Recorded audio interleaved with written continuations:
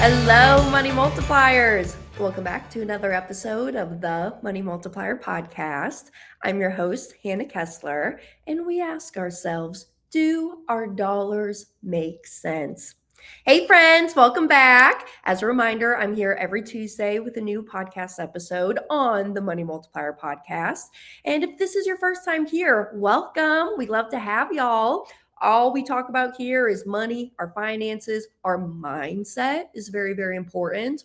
Let me tell y'all, I just watched the movie on Hulu called Good Luck, Have Fun, Don't Die.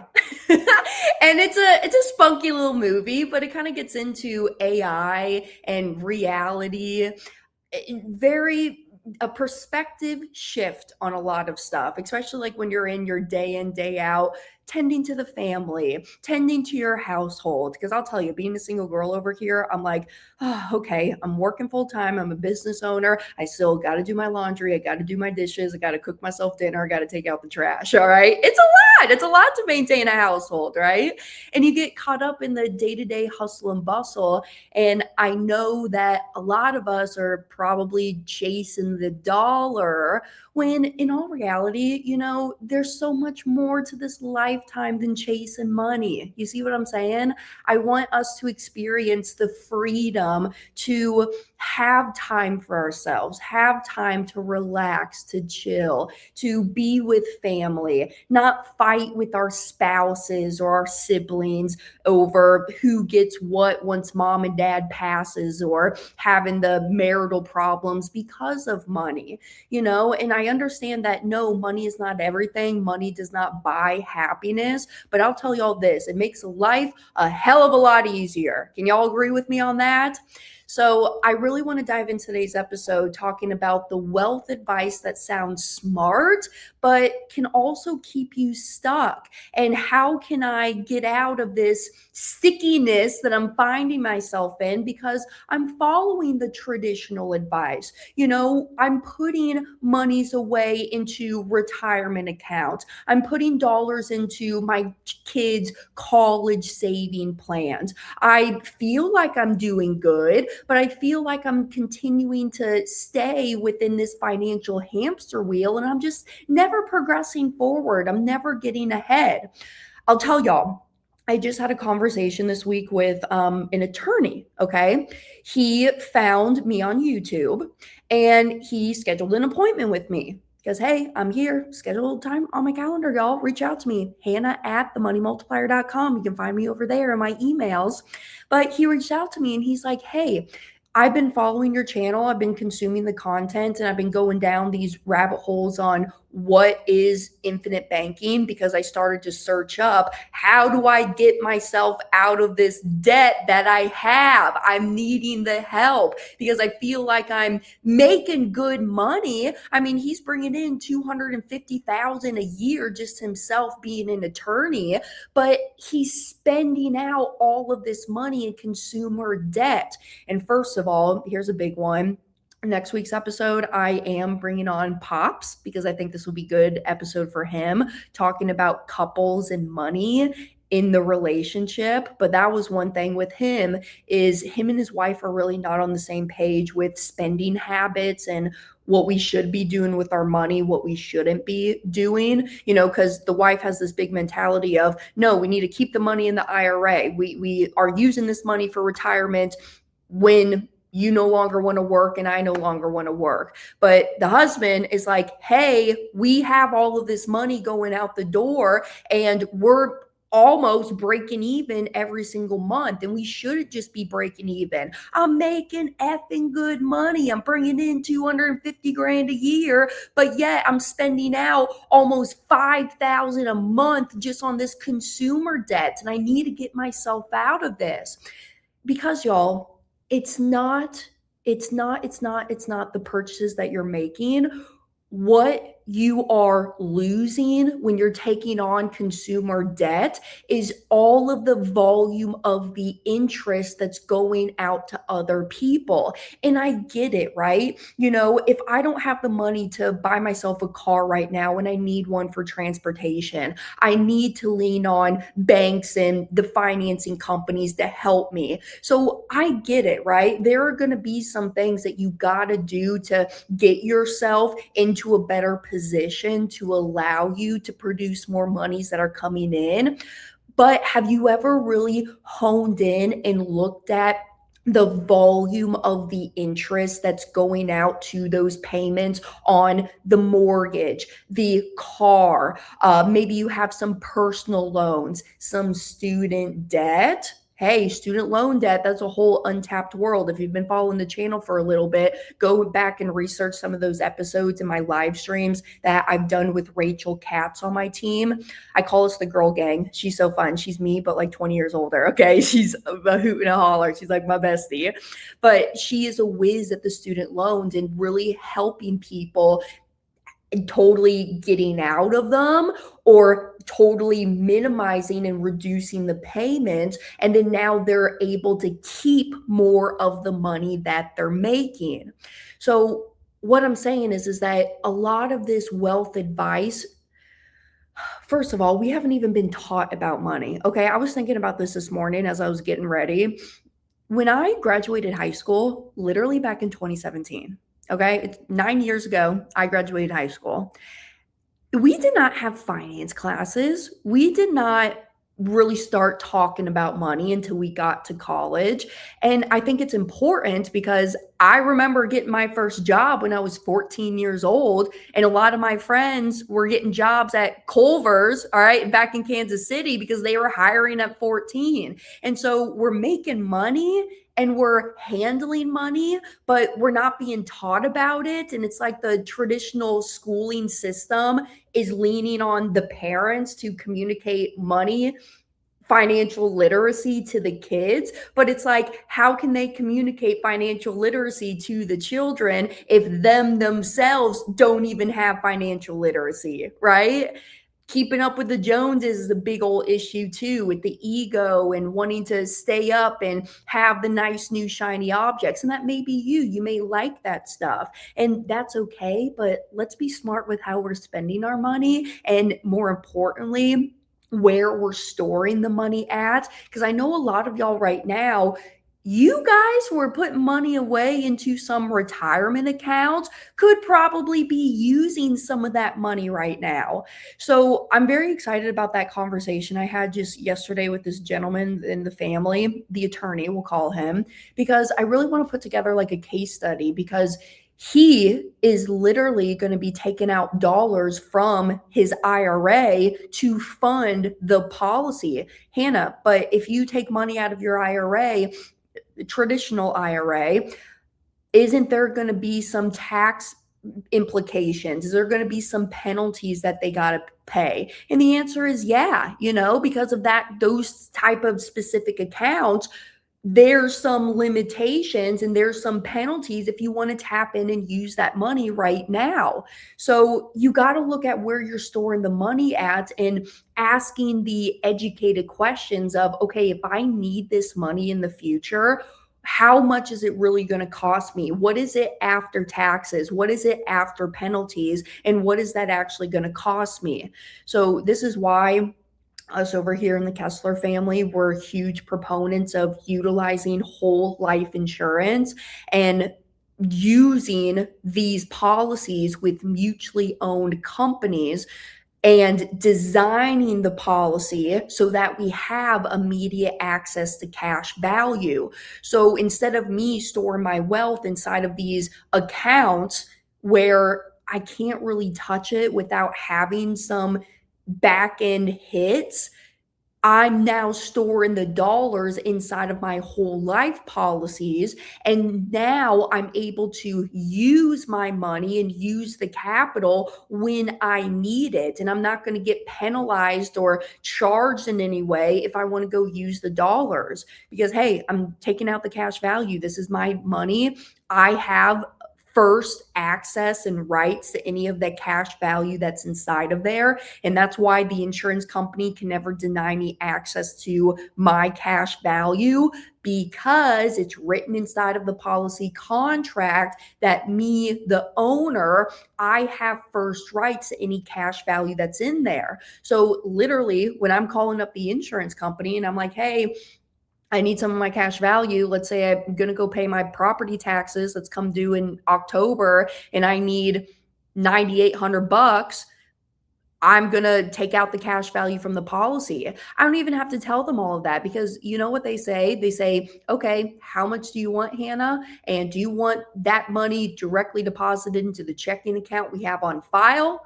Or would you like a paper check sent to you? That's the questions that they're asking me. They never ask me when I'm going to pay it back, how I'm going to pay it back, what's my credit score like right now. They're not asking those questions because I control the environment of where I'm leaving my hard-earned money at. That's what we want at the end of the day, right? We want control. We want freedom in all aspects of our life. Yes, with money, but also my time, my spiritual self. I want to have the control over my life and to think for myself and question. Oh, that's my go-to line all the time, is think for yourself and question. I think about that all the time when people are like feeding me information. I take it in, I'm open-minded to new information, but I'm always thinking for myself. I'm thinking for myself and I'm questioning here. So that's personally where us over here in the Kesler family, that's where I store my money, my siblings, mom and dad, my uncle, my aunt, my cousin. He's about to start his new policy on his baby girl. She's 1 year old now. They just had their little birthday party for her. But instead of putting the dollars away into a 529 college savings plan, you don't know what your kids want to do. You see what I'm saying? You don't know if your child wants to go to college or if they want to be an entrepreneur, maybe get into real estate business, start off by maybe wholesaling properties. You don't know what your kids want to do. And I can say this, I didn't even use my 529 plan because it was not going to pay for the college that I was most interested in, which was Savannah College of Art and Design. That's where I wanted to go. I still have aspirations to be a fashion designer, own my own boutique. I want to own my own brewery one day, a brewery barcade. That's what it's going to be, okay? Because me over here, what do I like to do in my free time? I like to go to the beach. I like to listen to live music, go to music festivals, and I love the arcade. I don't know why, I just love the arcade, okay? It's fun. And I want to own my own brewery barcade one day, okay? So imagine it. You walk in and you can see all the pinball machines lined up across the wall, and you see they have all of the tap beers right there, a list of them. Oh, and by the way, I'm going to have sours at mine, all right? Sour's my favorite beer, so we're going to have some sours on tap. Because a lot of these breweries, y'all, they're lacking on the sours, okay? They are so underrated. I can't believe how many people I talk to that don't know about sour beers. That's why Chris Noggle and I, we bond so well, because we love our sours. So anytime we're in town, we go to breweries together and have a meal and talk business, talk shop, and then sip on our sours while we're doing it. But I want to have that one day. I want to have that for my future. And if I was storing money, let's say, even inside of my checking account down at the bank, could I start saving up money over there? I could, absolutely. But even if you believe the most safest option, actually, no, I'm thinking about another safe option, but let's just talk about mainstream, what everybody does with their money. You go make your money and then you go and place that deposit into somebody else's bank. Wells Fargo, Bank of America, US Bank, Truist Bank, whatever it is, okay? You go place your money in somebody else's bank. They are then paying you interest on that money, which, FYI, the interest that they are paying you is taxable growth, and you got to pay taxes on the pennies that you're making inside of those checking accounts, saving accounts. and they're using our money and they're making a good living off of it. And we feel that it's safe to store our money there because that's just where they keep the money at, right? I don't know. When I was 14 years old, my mama walked me into Price Chopper and there was a US bank right inside of there, the Price Chopper grocery store. And I opened up my student checking account. And that's where I would place my monies when I would collect my checks when I was 14 years old. That's just what we do. Okay. We never questioned it.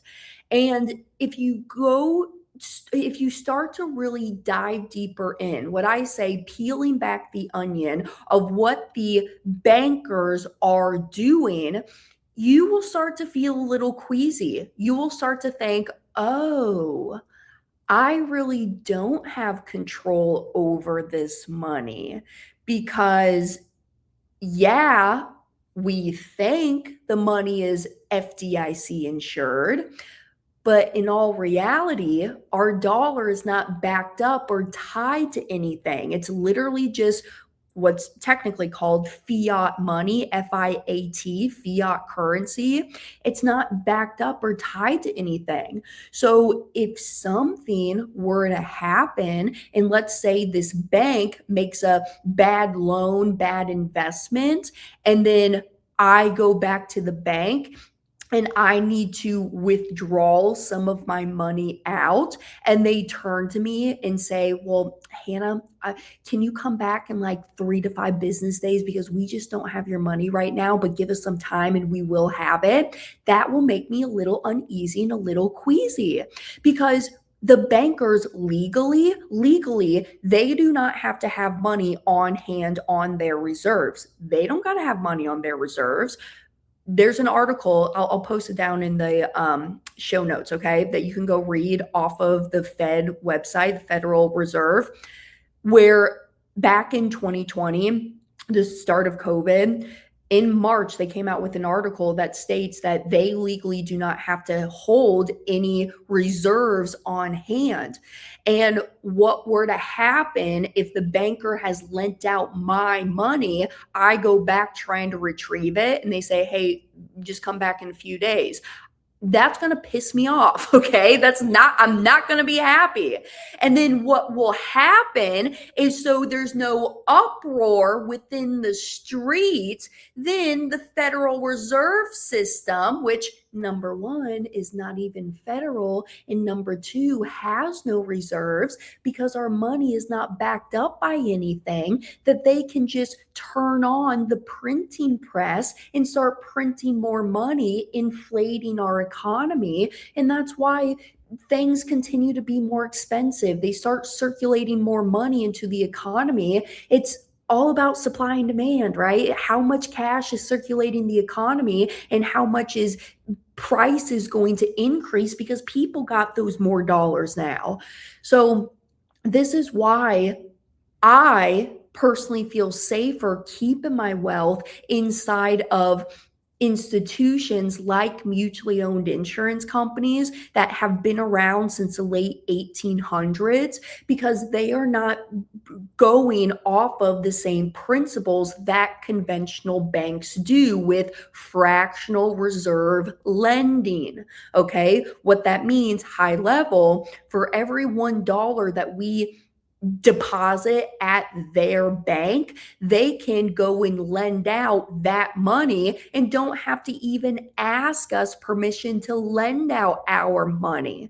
All right. So this is where I feel the comfort and the security and the control over my money with these insurance companies, because they are basing it off of a total different principle of Austrian economics in that school of thought, where, hey, every $1 has to protect the $1 that we hold on our reserves. Because at the end of the day, we are a life insurance company and we are walking into a contractual promise with this policy owner who is going to take over a contract with us, pay us these premiums, and in return, we have to guarantee them this death benefit at the time of their passing. And oh, what's so much cooler about these whole life contracts is that there is guarantees inside of this contract of a guaranteed death benefit and a guaranteed interest that that company has to pay me on the cash value in my policy. And that guaranteed is in the contract itself, and the guaranteed interest is a lot higher than a lot of y'all are earning inside of your checking account, your savings account, which right now, interest rates on whole life contracts, depending on the insurance company, is anywhere from 2 to 3.75% is the guaranteed interest. And it's tax-free interest, not taxable interest like what we're earning down at the checking account down at our bank. So a lot of us, we've all been taught that, hey, you got to save, you got to budget. Even if you are the type of person, I don't want to forget about this thought, who you do keep your money cash on hand. I mean, hey, keep some cash on hand, right? I always keep cash in my hand. My dad used to get pissed off at me because we go on trips and stuff and I wouldn't have cash on me and we needed some tip money. And he's like, Hannah, can you get some tip money? We need to tip this driver. And I'm like, ooh, daddy, I don't got tip money. And then he would grill me because he's like, Hannah, you never know when you're going to need some cash. We could be out at a farmer's market and you want to buy something and they don't take Square little accounts, right? Where you can pay with a credit card or whatnot. Maybe there's no internet. You can't pay with Venmo, Zelle. So keep cash on hand. But if I do keep that cash on hand, then I am kind of losing money due to inflation, right? The hidden tax called inflation, because of how our economy is set up with the fiat currency and not having our money backed by anything. And, hopefully in my lifetime, we can get back to that point of having our money backed up by something. Nixon was the one that got us off of the gold standard. And that's really where we're seeing a lot of this ramp up of the cost of living, because again, it's just not back to anything, and it's not allowing us to move forward in a responsible, proper manner. Instead of, we're just kind of printing more money and we're just keeping our fingers crossed, and hopefully the public can continue to survive and support themselves. And there's just a whole deeper rabbit hole we can go down, but I digress. Let's not go there right now. So what I just encourage y'all in my big PSA is, take a look at where you're storing the money at. I know a lot of us have been taught, hey, right now you should go and put your money into retirement accounts, prep for those years. But if you really look at it too, here's a good resource in a book that I just read, Die with Zero. And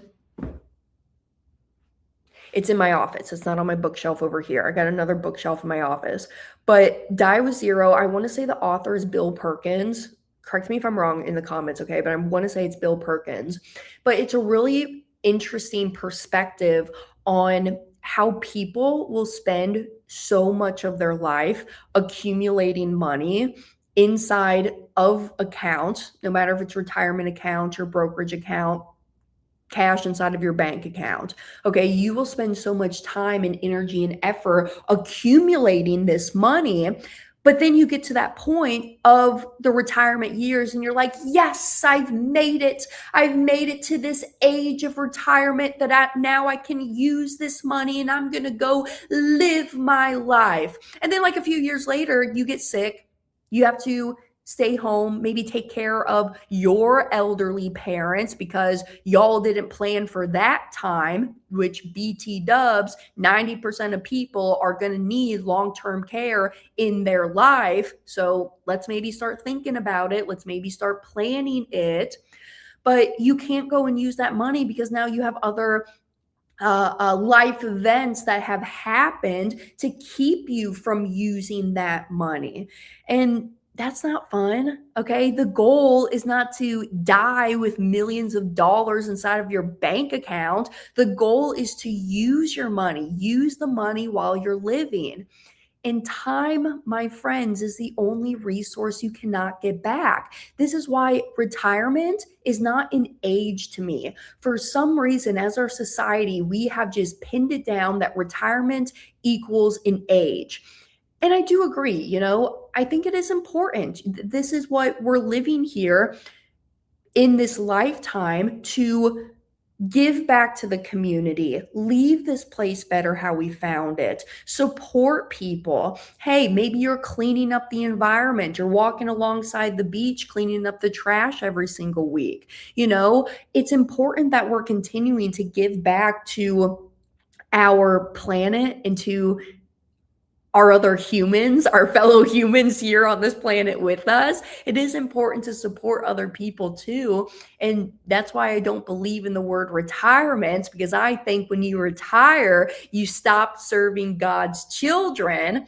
And as we say in the Kesler family, retirement is not found in the Bible, but it's not a number, it's not an age. In my opinion, it should be a number that equals the cash flow that you can passively bring in to sustain your lifestyle, pay your bills, so that you can take back the time freedom for yourself. Again, I say time is the only resource that we cannot get back. I want y'all to be peaceful. I don't want y'all to have marriage issues, have drug or alcohol issues, thoughts of suicide, because you feel that there's no hope and you've lost control over your life because you're chasing the money and you just feel like you cannot get ahead. So that's my urge. I just really want y'all to take a deeper look into what you're doing with your money. And again, I say money is not everything, but hey, it does make life easier and allows you to take back the control and the time for yourself. Hey, sorry to interrupt the episode here, but I want to take a quick break. If what you're hearing today has made you curious about infinite banking, how it works, I want you to go watch my free presentation. In it, I walk you through the same steps that my family took to pay off $984,000 of debt in 39 months, and how we've been able to recycle and recapture every single dollar since then. This isn't theory. This is real. I mean, this is what the wealthy have been using over 200 years to keep the money within the family. This is literally where banks, conventional banks, store a boatload of their dollars at. And it's the same process that we've helped thousands of families across the country put into action. So go to themoneymultiplier.com/presentation and see for yourself how you can start taking control of your money today.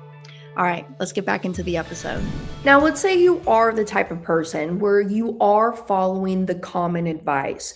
And you have to start somewhere, right? You got to start somewhere. And here's really where I would even start too.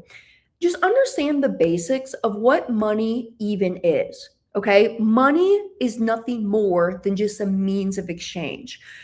That's all we can do with money. You take your money and you go buy your groceries with it. You go buy a car with it. You go buy the vacation. You pay the taxes with your money. It's nothing more than just a means of exchange. Money for food, food for money. Money for car, car for money. Money for house, house for money. That's all that money is. And if you go a step deeper and think about how you're using your money, if money equals food, you would never go and purchase yourself a loaf of bread or a gallon of milk and then wait until you're age 59 and a half to drink the milk or eat and slice up the bread. That would be stupid. That would be crazy, would it not? But yet, a lot of us are doing that with our money. But money's nothing more than a means of exchange. So why are we hoarding all of this capital? Yes, cash accumulation and having capital on hand is important, but instead of focusing on the common advice of accumulating this capital somewhere, we should really be looking at how can I produce cash flow? How can I take this money? This is my little green man. How can I take this green man, go put him to work so that then he creates a sibling, another green man? And I wish I had another $20 bill with me. I just don't, for props today. But he creates another green man to come back in, and now they're producing cash flow for me. And now I don't have to spend my time going out and chasing the money.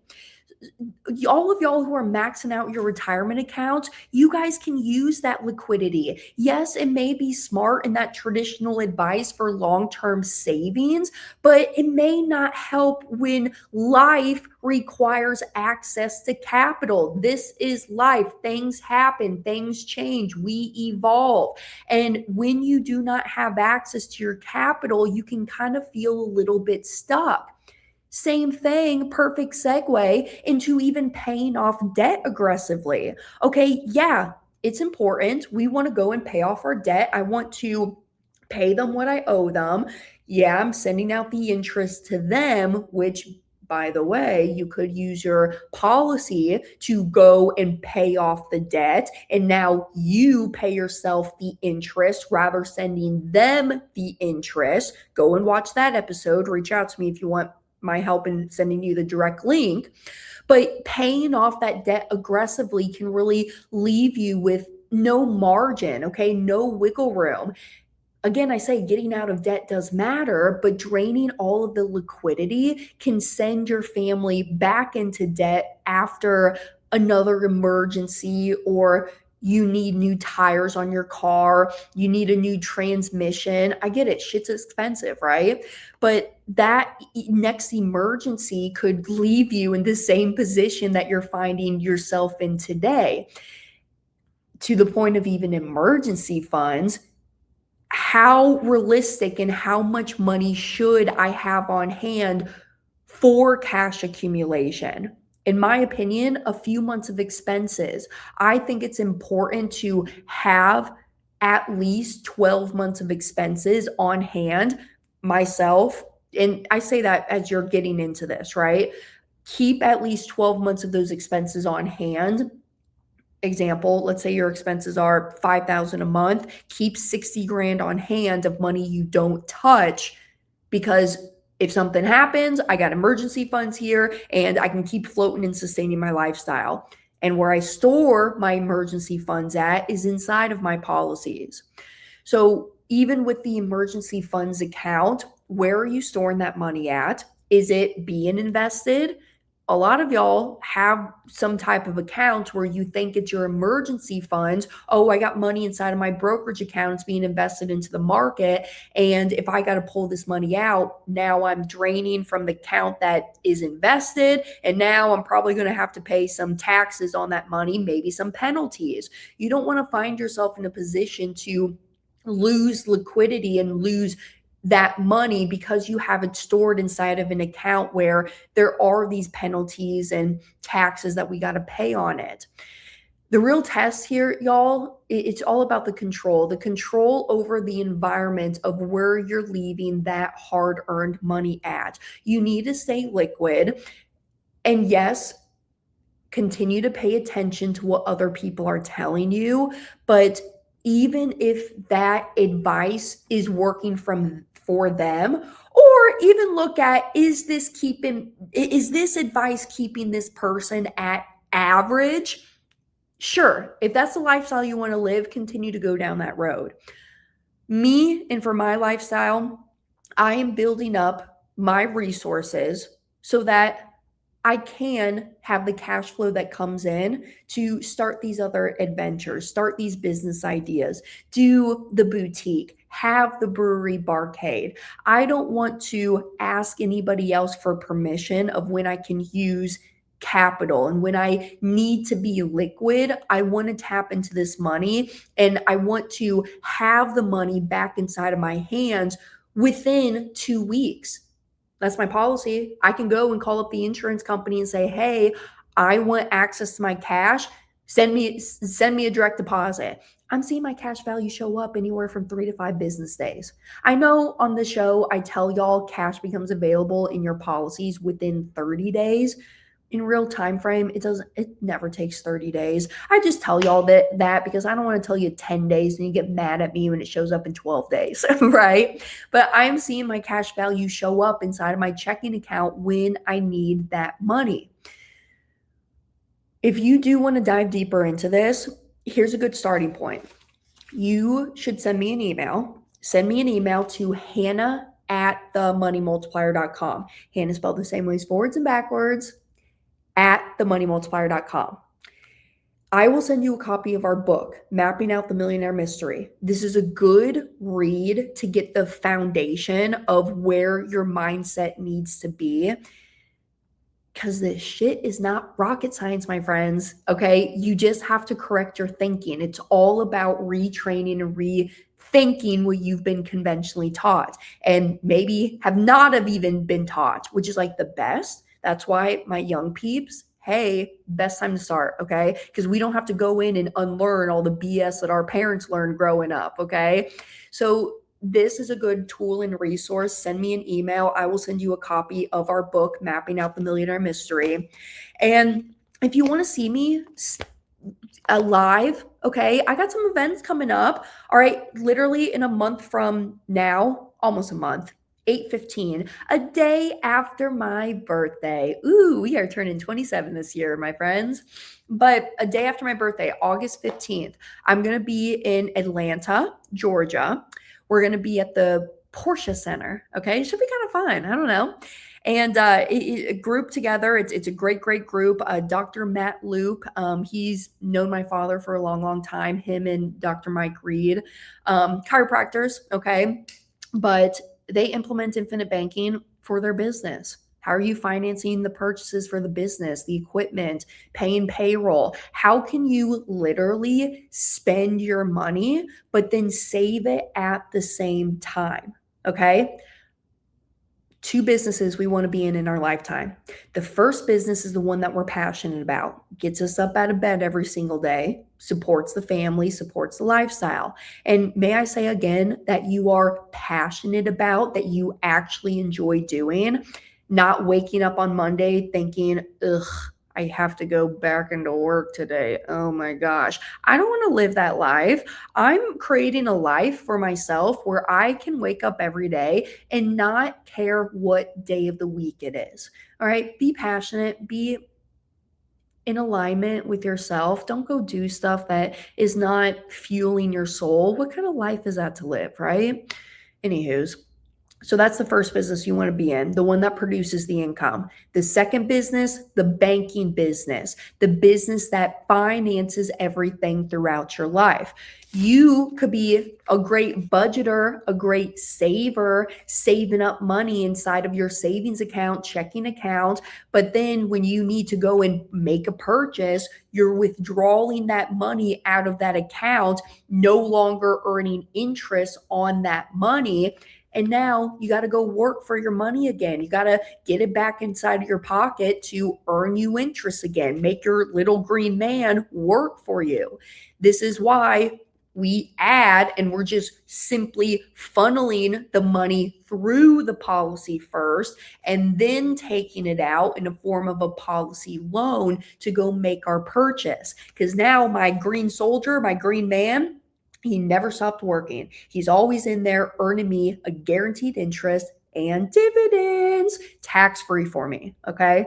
Now, dividends, I have compliances in the back of my head right now. Dividends are not guaranteed, but with these insurance companies, mutually owned insurance companies that have been around since the late 1800s, they've been paying out dividends consistently and consecutively over the last 120 plus consecutive years. All right. So it's a strong chance that they will keep paying out that dividend. But at the end of the day, even if they don't pay a dividend, don't pay a surplus, I still have my contractual guaranteed interest that they are paying me on.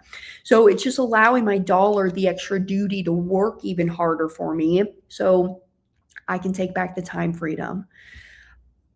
Come and join me in August, okay, Atlanta. Reach out to me if you want to attend that event. I also am going to be speaking in Cleveland, Ohio, over Labor Day weekend. I'll be out there, and then I'm probably going to dip out after the event to go back to the lake. I mean, 4th of July, we spent it at the lake house. Labor Day weekend. It's shootout weekend at the Ozarks over Labor Day, and they have the boat races. Ooh. So yeah, I have to go there for Labor Day, all right? So I'll be back at the Ozarks after that. And then what other speaking do I have coming up? I'll have to check my calendar, but that's just coming up in the next few months, August event, and then a September Labor Day Cleveland, Ohio event. And you can always go and check our events calendar on the website, themoneymultiplier.com. Underneath one of the drop-down menus, you can click on events and see where I'll be at around the country and even virtual events that I do. And join us too for the live streams. Every Thursday, I go live 9 a.m. Eastern time on the YouTube channel here, on Instagram, my Facebook pages, and even LinkedIn. If you're a LinkedIn user, I am not, by the way. So if you're sending me messages over there, it's taking me a little bit to get to them. So reach out to me on the other channels. All right. But Money Mornings with Hannah, 9 a.m. Eastern time, come and join live. We do live Q&A over there. And I just have different topics that are just heavy on my mind that week. That's why I love the show too. Just to help y'all, and we can get together as a community and bounce ideas off of one another. So that's a great resource too. But other than that, I do want y'all to ask yourself one question. What advice have you accepted because it sounded responsible, yet you feel like you're still stuck? It's not creating you the freedom that you thought it was going to create you. Even my high income earners, taxes, right? You could be the person that you are paying out on that 40% tax bracket because of where you're at. Or you could be the type of person, if you structure yourself properly, to save the money that you would have sent to taxes, but because you're structured in specific entities, or maybe you are taking advantage of the tax code.